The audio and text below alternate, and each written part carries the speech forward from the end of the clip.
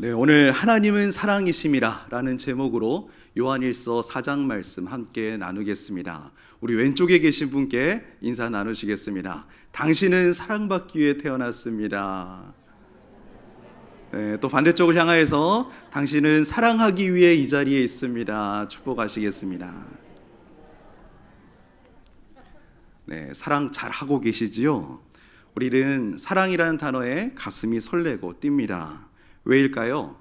이 땅에서 우리가 사는 동안 우리가 이 땅에서 경험하는 사랑이 온전하지 않기 때문입니다. 이 땅에 살아가는 많은 사람들이 사랑인 줄 알았는데 속임당합니다. 그토록 믿고 의지하며 사랑했는데 온 삶을 바쳐 그렇게 자식이든 또 배우자든 부모님께든 또 주변에 믿는 친구들이든 교우든 그렇게 잘해주었는데 어떨 때 배신당하고 미움받으며 상처만 가득 남아 있을 수가 있습니다. 한때 사랑했던 그 누군가, 사실 우리가 미워했던 경험들 있으시죠? 네, 없는 것 같으니까 저만 있는 걸로. 저를 돌아봤을 때 그토록 사랑받기 원했고 또 그렇게 사랑하길 원했던 누군가로부터 그렇게 사랑하거나 받지 못했을 때 미움의 현상들을 겪게 되는데, 이렇게 세상의 사랑이 이렇게 왜곡되고 또 오염되고 있으며 또 조건적이고 자기 중심적이기 때문에 우리는 이 땅을 살아가며 사랑하다 상처받고 사랑하다 상처 주고 살아갑니다. 그래서 우리는 사랑에 늘 목마른지도 모르겠습니다. 늘 사랑을 갈구합니다. 그 사랑의 결핍과 부족함을 채우려고 때로는 헛된 대상에 중독되고 외로움에 사무치곤 합니다. 이러한 인간의 내면을 너무나 잘 알았던 헤르만 헤세는 이런 말을 남겼습니다. 우리 시대를 못 믿게 될수록, 인간이 일그러지고 메말랐다는 생각이 들수록 나는 그러한 비극을 극복하는데 그만큼 더 사랑의 마력을 믿는다. 하나님의 사랑을 경험한 우리는 이 말의 깊이와 의미를 더 많이 누리실 줄 믿습니다. 오늘 하나님의 말씀입니다. 우리 하나님 어떤 하나님이시라고요? 하나님은 사랑이심이라.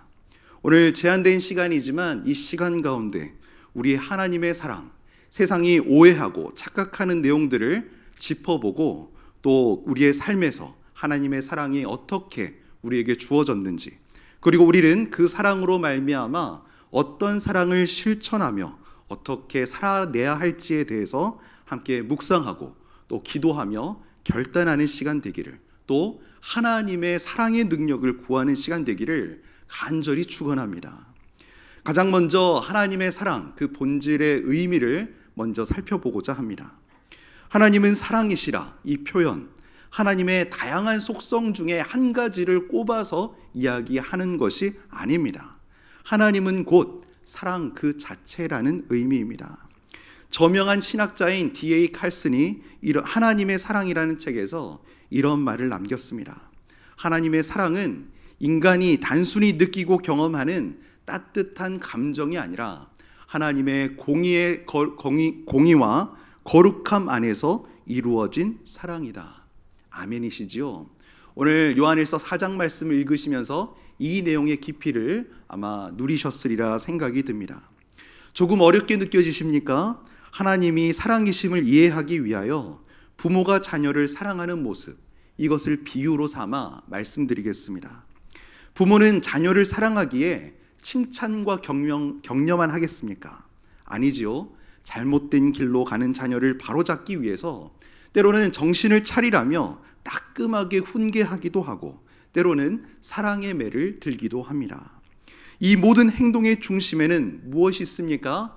부모의 자식을 향한 신실한 사랑이 담겨져 있습니다. 조건 없이 한결같이 신실하게 우리를 사랑하시는 사랑과 공의의 하나님의 마음 또한 그러합니다. 구약 성경은 헤세드라는 히브리어로, 신약에서는 아가페라는 헬라어로 표현되고 있죠. 하나님의 아가페 사랑이 어떠한가?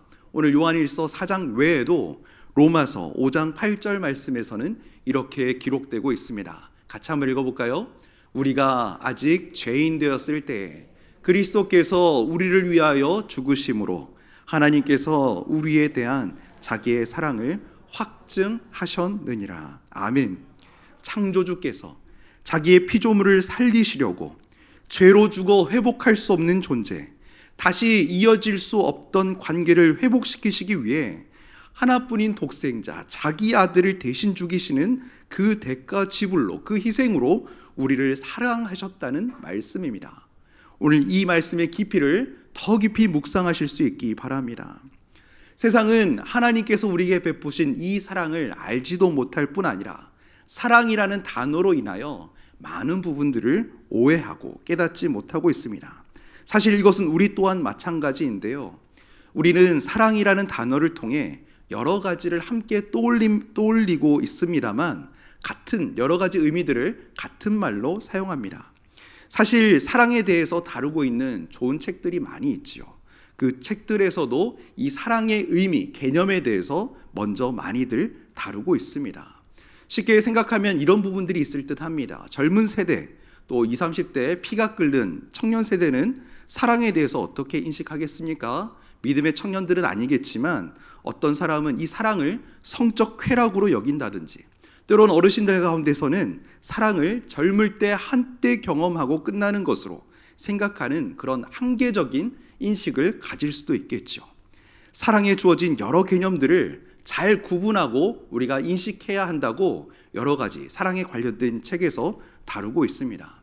저는 오늘 성도님들께 C.S. 루이스의 말을 인용하며 나누고 싶습니다. 4가지 사랑이라는 책에서 이 사랑에 관련된 이런 말을 남겼습니다. 우리는 에로스에 의해서 태어나고 스트로게에 의해서 양육되고 필리아에 의해서 성숙하고 아가페로 완성된다. 많이들 들어보신 단어들이 보이실 것입니다. 에로스 무엇입니까? 이성 간의 열정적인 사랑을 의미하지요. 본능적입니다. 충동적입니다. 그리고 이 사랑은 독점적입니다. 스트로게, 혈연 안에서 자연스러운 사랑, 특히 부모와 자녀 사이에 있는 사랑을 스트로게라고 부릅니다. 필리아는 어떤 사랑입니까? 친구 간의 우정과 상호 존중을 바탕으로 한 사랑. 때로는 우리가 취미생활하며 예술을 사랑하는 마음들 또한 이 필리아에 해당됩니다. 마지막으로 사랑을 언급할 때 그리스 철학자들은 아가페를 말했습니다. 신적인 사랑. 특별히 기독교 안에서 자주 반복되고 우리 오늘 본문에서도 또 오늘 예화로 드는 본문에서도 나오는 이 아가페의 사랑, 하나님의 희생적이고 무조건적인 사랑을 나타내며 인간의 능력으로는 이해할 수 없는 사랑입니다. 한번 이 과정을 통해 인생을 한번 떠올려 보시겠습니까? 한 남자와 한 여자가 젊은 시절에 에로스로 뜨겁게 만나서 사랑하며 결혼을 합니다. 그 결혼한 이후에 아이가 태어나죠. 한 아이는 스트로게라고 불리는 부모님의 사랑 속에서 무럭무럭 자랍니다. 관계적으로, 정서적으로 건강해지죠. 필리아라는 친구와의 사랑, 우정을 통해서 친구를 사귀고 신의를 지키면서 인간관계를 배웁니다. 때로는 학문을 배우고 예술 활동을 하면서 인격이 더욱 성숙해지지요. 마지막 이 사랑이 어디서 완성이 될까요? 바로 아가페에서 완성이 됩니다. 조건 없는 사랑, 신실하고 한결같은 아가페의 사랑을 실천하면서 참 그리스도인으로 예수 그리스도를 더욱 닮은 삶으로 성장해 갑니다. 그런데 이 과정을 이해하지 못한 채 우리는 종종 인간적인 사랑, 에로스, 스토르게, 필리아 이 같은 사랑으로 하나님의 사랑을 왜곡해서 받아들이곤 합니다. 사랑에 대한 이해가 온전하지 못할 때 사랑을 알고 기억하고 경험한다고 하면서도 온전한 만족을 누리지 못하게 됩니다. 이 사랑은 우리가 다른 사람들에게 나눌 수 있도록 우리 안에 부어지는 사랑입니다. 오늘 사도 요한은 인간적인 사랑, 앞서 말씀드린 에로스, 스토르게, 필리아 같은 그런 사랑이 아니라 하나님의 무조건적인 사랑, 신실하시고 한결같은 그 사랑을 요한일서 전체에 36번 정도 언급하면서 아가페의 사랑을 강하게 외치고 있습니다. 어떤 배경 속에서 이 메시지를 전하고 있습니까? 특별히 오늘 본문 앞에도 그렇지만 영지주의의 강력한 도전 앞에서 오늘 사도 요한은 이 하나님의 사랑을 외치고 있습니다. 특별히 이 영지주의자들로 인하여서 교회가 크나큰 어려움에 처해 있었습니다.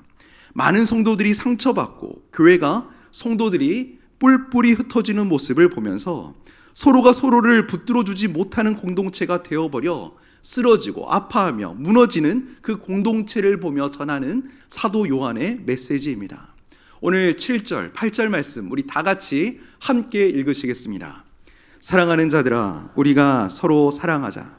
사랑은 하나님께 속한 것이니 사랑하는 자마다 하나님으로부터 나서 하나님을 알고 사랑하지 아니하는 자는 하나님을 알지 못하나니 이는 하나님은 사랑이심이라.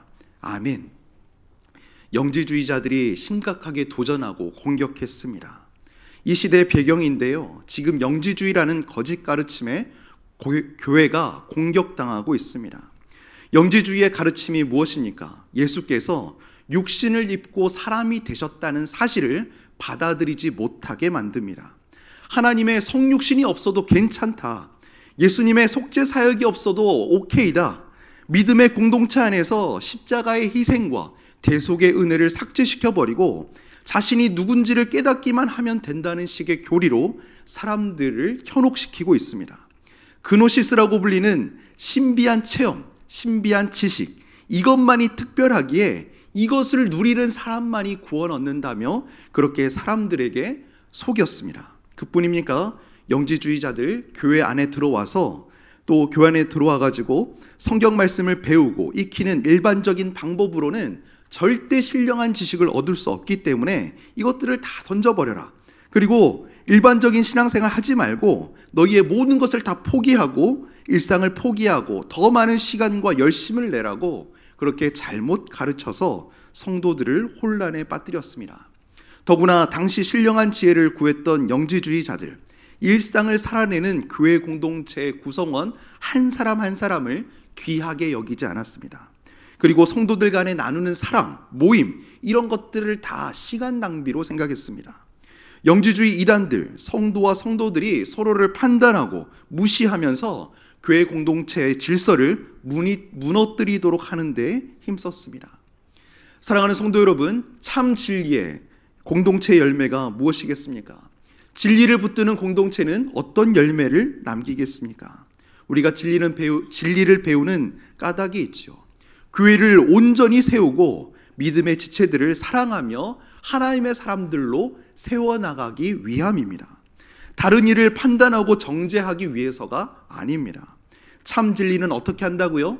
사랑으로 하나 되게 만듭니다. 섬김과 희생과 돌봄이라는 사랑의 온전한 역사가 공동체 내에 일어납니다. 아름다운 진리를 붙든다고 하면서 가정을 깨뜨리고 공동체를 분열시키며 사회를 이간질시키고 국가를 혼란스럽게 만들면서 화해와 평화를 깨뜨리는 일들을 자행한다면 그것은 결단코 우리 주 예수 그리스도를 기쁘시게 하는 일이 아닐 것입니다. 사도 요한의 메시지 오늘날 교회 공동체에게도 유효합니다. 오늘날 교회 공동체 내에서 사랑하기 어려운 이유들은 무엇이 있을까요? 오늘 이 시대에 어떤 가르침이 우리에게 팽배합니까? 사랑하지 않아도 된다는 이 시대의 가르침이 있는데 우리는 이 가르침과 싸울 수 있어야 하겠습니다. 특별히 이 시대가 어떤 시대입니까? 먼저 사람들의 마음을 분석하고 정리하는 빅데이터 전문가인 송기령 씨는 그의 책과 강의에서 핵 개인화라는 단어를 쓰고 있습니다. 오늘날 우리 핵가족이라는 말을 들어봤는데 핵 개인화라는 말은 또 처음 들어보시는 분들 아마 있으실 듯 합니다. 요즘 시대가 어떻다고요? 가족의 개념도 사라지고 있습니다. 개개인들이 다 파편화되어져서 1인으로 살아가는 시대가 이미 되어버렸다고 그는 말하고 있습니다. 주변을 한번 돌아보시기 바랍니다. 오늘날의 문화, 개인의 자율성과 독립을 강조한다고 하면서 관계적이기보다는 개인적인 성취와 자기 만족에 집중하게 만드는 세상입니다. 이러한 개인주의는 교회 공동체에도 치고 들어옵니다. 상호 의존적이고 희생적인 사랑을 방해하고 있습니다. 사람들은 더 이상 공동체를 위한 헌신이나 책임감, 상호 의존하고 사고 책임지는 그런 것들에 대한 중요성을 내던져버리고 자신의 필요를 위해 자신의 만족을 채우는 장소로 그런 모임으로 교회를 이용하려 합니다. 또한 우리가 사랑하지 않아도 된다는 이 시대의 가르침에는 어떤 것이 팽배합니까? 두 번째로 물질 만능주의 시대를 우리가 살아가기 때문입니다. 더 잘 살고 더 편한 삶을 추구하기 위해 무한 경쟁이라는 시대를 우리가 살아가고 있습니다. 어린아이에서부터 어르신들에 이르기까지 얼마나 돈에 현혹되어 있는지 모릅니다. 특별히 그 경쟁 사회를 살아가고 있는 이제 유년부부터 시작하더라고요. 학원을 몇 개씩이나 다니는지 아마 해운대 지역이라 더 많을지도 모르겠지만 얼마나 그 경쟁 속에 삶이 피폐해져 가고 있는지요. 더 나은 생산성을 위하여서 대한민국이 가지고 있는 빨리빨리 문화의 이 탁월함은 이미 알고 계실 것입니다. 대한민국 현대인들의 경쟁이 그만큼 치열하다는 것을 반증하는 대목이죠. 우리들의 바쁜 생활은 교회 공동체 안에도 많은 영향을 끼치고 있습니다. 우리가 믿음의 공동체 안에서 삶을 나누고 마음을 나누면서 또 함께 할 수 있는 사랑의 시간들을 극히 제한하도록 만들고 있습니다. 경제적인 압박과 시간 부족으로 인하여서 사람들은 자신의 문제를 해결하기에도 급급해하며 타인을 위한 관심과 돌봄을 실천하기는 더더욱 어렵습니다. 더군다나 우리는 몇 해 전 무엇을 겪었습니까? 코로나를 겪으면서 그때 시작된 거리두기가 단 1cm도 좁혀지지 않는 그런 시대, 우리의 마음과 관계적 거리마저도 이미 멀리 떨어져 버린 그런 현상이 심화된 시대를 우리가 살아가고 있습니다. 무한 경쟁, 치열한 삶을 살아가다 보니까 또 어떤 삶이 되었습니까? 청년들만 그런 것이 아닙니다. 우리 어르신들에 이르기까지 무기력, 번아웃 시대가 된 지 오래입니다. 뭔가를 하고 싶은데 삶의 에너지가 딸려서 하지를 못합니다. 살아갈 마음의 여유조차 없다고 합니다. 번아웃 상태에서, 무기력한 상태에서 타인을 향한 관심이나 사랑보다 자신을 보호하려는 본능이 강해지기에 교회 공동체, 그런 사랑으로 하나 되어야 될 셀, 부서 모임들, 여러 가지 모임들이 냉담함과 소외로 일관되어질 수 있습니다. 무기력증 또한 마찬가지지요. 삶에 대해 의욕을 잃은 사람들이 사랑의 실천은커녕 자기 몸 하나 돌보기조차 힘들고 어려워하고 있습니다. 심지어 가족조차도 자기 문제로 인하여서 가족도 돌아보지 못하는 그런 시대로 변화되어져 가고 있습니다.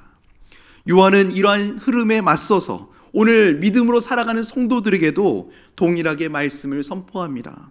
하나님은 사랑이시라. 교회 공동체가 아무리 힘들고 어려울지라도 사랑으로 하나 되어야 함을 강조하고 있습니다. 참된 진리를 믿고 살아가고 계시죠. 우리를 더 깊은 사랑으로 인도하시는 오늘 하나님의 말씀을 우리가 실천할 수 있어야 하겠습니다. 사랑하지 않도록 만드는 세상의 가치관과 맞서 싸우시는 믿음의 귀한 영적 싸움을 행하시는 성도 되시기를 소망합니다. 교회와 공동체 안에서 그리고 세상 속에서 사랑으로 하나 되라고 오늘 우리 교육자들이 뭐라고 찬양했습니까? 손잡고 함께 가사라고 부르고 있는데 손 놓지 마시고 함께 믿음으로 동역하며 함께 걸어갈 수 있는 성도 되시기 바랍니다. 사랑할 때 온전한 우리가 될 수 있습니다. 오늘 사도 요한 이 편지를 쓸 당시에 그 당시 나이로 80세를 넘긴 상황입니다. 어떤 주석서에서는 100세 가까이 되었나라고 말하는 주석도 있습니다. 그는 인생의 풍파를 다 경험했겠지요. 온갖 박해와 위협과 갈등과 다툼을 겪어내면서 오직 사랑이 우리를 온전하게 한다는 그 사실을 깊이 깨달았습니다. 그 연세에 그렇게 많은 사역과 목회를 감당하면서 삶의 순간순간들을 지나오면서 얼마나 다양한 공동체에서 다양한 사람들 사이에서 숱한 일들과 사건들 사이에서 얼마나 많은 고충을 겪어왔겠습니까? 요한의 나이가 보여주는 그 대목에서 우리가 상상해 볼 수 있듯이 그는 단순히 이론을 말하는 것이 아닙니다. 삶 속에서 체험된 진리를 나누고 있습니다. 오늘 본문 읽지 않았지만 우리 요한 1서 4장 18절 말씀 영상에 같이 읽으시겠습니다. 사랑 안에 두려움이 없고 온전한 사랑이 두려움을 내쫓나니 두려움에는 형벌이 있음이라. 두려워하는 자는 사랑 안에서 온전히 이루지 못하였느니라. 아멘. 초대교회 성도들이 그 놀라운 그 엄청난 핍박 가운데서 어떻게 살아날 수 있었겠습니까? 서로 사랑했기 때문입니다. 중국 공산주의 치하에서 중국 교회가 살아남을 수 있었던 까닭은 무엇이었겠습니까? 가정교회들이 사랑으로 똘똘 뭉쳤기 때문입니다. 사랑이 없으면 세상을 이길 수 없습니다. 사랑은 두려움을 내쫓습니다. 모든 두려움을 극복하게 합니다. 사랑은 우리의 상처를 치유하며 우리가 불완전함에도 불구하고 하나님의 형상대로 지음을 받았다는 사실을 상기시켜 줍니다. 오늘 사도 요한은 자신의 경험을 통해 사랑하지 않을 때 우리는 불완전한 존재로 남게 된다고 말하고 있습니다. 온전한 사랑을 이루는 근원, 하나님의 사랑인 줄 믿습니다. 하나님의 사랑만이 우리의 상처와 두려움을 치유하며 우리를 하나님의 형상에 더 가깝게 만들어줍니다. 우리를 통해 보여지는 그 사랑을 통하여서 살아계신 하나님이 증거될 것입니다. 이런 사랑 어떻게 우리가 사랑할 수 있겠습니까? 사도 바울은 고린도 교회 성도들을 향해 사랑이 무엇인지, 사랑의 능력이 무엇인지, 어떻게 사랑해야 되는지를 고린도전서 13장 1절에서 7절 말씀을 통해 우리에게 가르쳐 주었습니다. 우리가 오늘 이 말씀 마음에 새기시면서 한 절씩 교독하시겠습니다. 내가 사람의 방언과 천사의 말을 할지라도 사랑이 없으면 소리나는 구리와 울리는 꽹과리가 되고, 내가 예언하는 능력이 있어 모든 지식을 알고 또 산을 옮길 만한 모든 믿음이 있을지라도 사랑이 없으면 내가 아무것도 아니요. 함께 읽습니다. 내가 내게 있는 모든 것으로 구제하고 또 내 몸을 불사르게 내줄지라도 사랑이 없으면 내게 아무 유익이 없느니라. 사랑은 오래 참고 사랑은 온유하며 시기하지 아니하며 사랑은 자랑하지 아니하며 교만하지 아니하며 무례히 행하지 아니하며 자기의 유익을 구하지 아니하며 성내지 아니하며 악한 것을 생각하지 아니하며 불의를 기뻐하지 아니하며 진리와 함께 기뻐하고 모든 것을 참으며 모든 것을 믿으며 모든 것을 바라며 모든 것을 견디느니라. 아멘. 교회적으로, 목양적으로, 우리 교회는 아니겠지만 요즘 시대가 어떻다고요? 사랑이 식어집니다. 미움, 시기, 질투, 다툼, 반목, 갈등이 넘쳐나는 그런 곳에서 우리가 땅을 버타며 살아가고 있습니다. 그런 셀, 그런 부서, 그런 팀들, 그런 삶의 지경 가운데 부르심을 받은 하나님의 사람으로서 사랑하는 우리 믿음의 성도들은 어떤 행동들을 취하시겠습니까? 방법론을 찾는다면 이런 얘기들을 할 수 있겠지요. 목회자로서 저는 아마 이런 얘기 할 것 같습니다. 품으세요. 양보하세요. 져주세요. 간과하세요. 더 친절하게 여기세요. 그냥 죽으세요. 낮아지세요. 더 섬기세요. 마음에 어떤 사람의 마음, 사랑의 마음이 없이 이런 행동들을 한다면 그 분열되고 쪼개지기 직전인 공동체가 그런 마음 없이 행동한다고 해서 그것들이 어떻게 하나 되고 또 갈등이 풀려날 수 있겠습니까? 우리는 인간적인 사랑으로는 결단코 이 사랑할 수 없습니다. 이런 우리를 너무나 하나님께서 잘 아시고 우리가 행할 것이 무엇인지를 알려주십니다. 로마서 5장 5절 말씀 다 같이 두 번 함께 읽으시겠습니다. 소망이 우리를 부끄럽게 하지 아니함은 우리에게 주신 성령으로 말미암아 하나님의 사랑이 우리 마음에 부은 바 됨이니. 한 번 더 읽습니다. 소망이 우리를 부끄럽게 하지 아니함은 우리에게 주신 성령으로 말미암아 하나님의 사랑이 우리 마음에 부은 바 됨이니. 아멘. 하나님의 방법이 무엇이라고요? 너는 할 수 없다입니다. 무엇을 할 수 있다고요? 하나님의 사랑이 우리 안에 부은 바 되었을 때 이것이 가능한 것입니다. 바울의 사랑장 기억하면서 저는 너무나 부담스럽습니다. 내 힘으로 이 사랑을 행할 능력이 없음을 너무 잘 알기 때문입니다. 그러면서도 또 실망하고 좌절하기도 합니다. 그 오늘 내용 보셨지요? 참 힘든 단어들입니다. 오래 참고 또 참고 또 견디는 것으로, 참음에서 시작해서 견딘으로 끝나는 것이 사랑이라고 말하고 있습니다. 커피 한 잔 늦게 내려도 참 견디기 힘들어하는 우리인데 사랑이 이렇다고 합니다. 그렇게 사랑하고 그렇게 용서하며 품어주는 것, 힘들고 어렵게 느껴지는 것, 누구리 힘으로 할 때 힘들다고요? 내 힘으로 참고 견디면서 쥐어짜내려고 할 때 그 사랑에 내 힘으로 하려고 하니까 그렇게 힘에 부대끼는 것 아니겠습니까? 하나님의 사랑이 우리 안에 부은 바 될 때 이 놀라운 사랑을 우리도 행할 줄로 믿습니다. 그 맥락에서 요한복음 13장 34절 주님의 명령입니다. 다 같이 읽겠습니다. 내가 너를 사랑한 것 같이 너희도 서로 사랑하라. 아멘. 절대 내 힘으로 할 수 없습니다. 사랑은 하는 게 아니라 되어지는 것이죠. 하나님의 사랑이 우리 안에 부어진 만큼 우리는 그 사랑으로 살아갈 수 있습니다. 우리의 사랑은 부족하고 연약하고 정말로 조그맣지만 하나님의 사랑은 완전하십니다. 이 사랑을 의지하며 성령의 능력으로 이웃을 사랑하고 하나님께 영광 돌리는 삶을 살아가시기 바랍니다. 하나님의 사랑, 모든 두려움을 내쫓습니다. 우리를 온전하게 합니다. 세상 사람들 가운데서도 정말 이해되지 않고 내 맘 같지 않은 그 사람, 그 상황 속에서도 하나님께서 그 사랑, 부음받은 사랑으로 인하여 증거가 되게 하실 것입니다. 오늘 말씀을 마치면서 오늘 사랑이 가장 아름답다라는 책에 기록된 민혜숙님의 시를 나누면서 말씀을 마치고 싶습니다. 오늘 이 시의 제목은 하나님의 사랑으로 사랑합니다입니다. 너무나 평소에 쉽게 하는 고백이겠지만 사실 이 말씀을 정말 정확하게 묵상하다 보면 얼마나 어려운 말씀인지 모릅니다. 하지만 오늘 이 시를 묵상하시면서 주님, 하나님의 부음받은 사랑으로 정말로 흘려보내는 사랑의 통로 되길 원합니다. 그런 심령의 기도가 오늘 찬양 가운데 시를 묵상하시는 가운데 있기를 간절히 축원합니다. 같이 천천히 함께 묵상해 보시겠습니다. 내가 나의 사랑으로 나를 사랑했을 때 참 많이 노력해야 했습니다. 더 나은 내가 되기 위하여. 내가 나의 사랑으로 남편을 사랑했을 때 참 많이 울어야 했습니다. 남편을 나의 사람으로 만들기 위하여. 내가 나의 사랑으로 아이들을 사랑했을 때 참 많이 화를 내야 했습니다. 아이들을 잘 키워내야 한다는 욕심 때문에. 내가 나의 사랑으로 이웃을 사랑했을 때에 참 많이 참아야 했습니다.